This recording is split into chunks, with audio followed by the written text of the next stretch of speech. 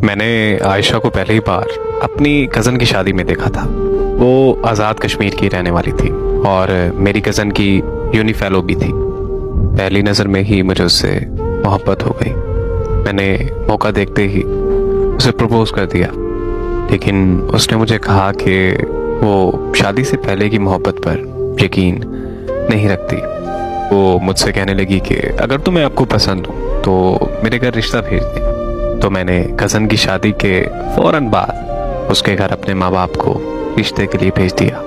तो उसके घर वालों ने हाँ कर दी और इस तरह हमारी मंगनी भी हो गई।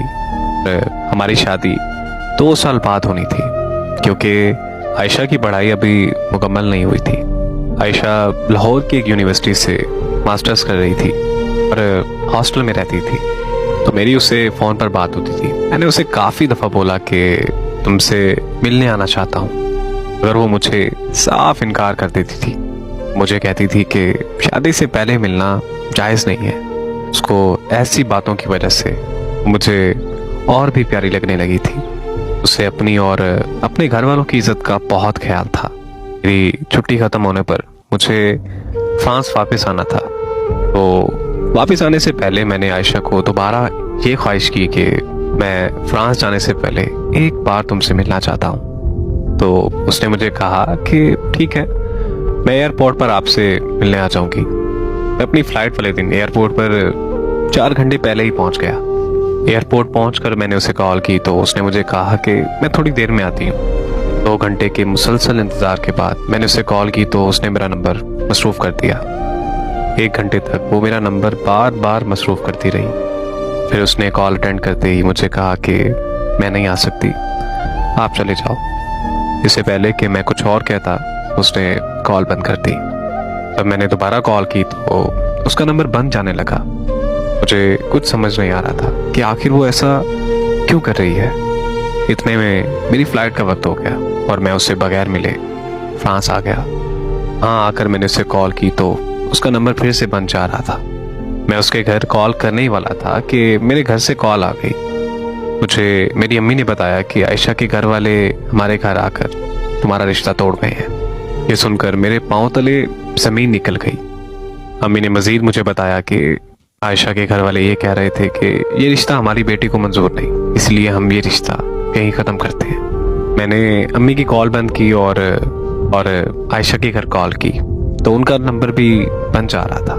कि लाख कोशिशों के बावजूद भी मेरा राब्ता आयशा और की फैमिली से नहीं हुआ तो मैं फिर से छुट्टी लेकर पाकिस्तान वापस आ गया। वहाँ पहुँचते ही आयशा के घर आज़ाद कश्मीर चला गया। वहाँ जाकर मुझे आयशा के घर वालों ने बताया कि आयशा लाहौर से वापस घर आई थी और तब उसने कहा कि उसे तुमसे शादी नहीं करनी। हमने उससे वजह भी पूछी थी, मगर उसने कहा कि मैं जहर खाकर मर जाऊंगी लेकिन वहाँ शादी नहीं करूंगी, इसलिए हमने आप लोगों के साथ रिश्ता तोड़ दिया। उसके बाद वो 2 दिन घर रही और फिर वापस लाहौर चली गई।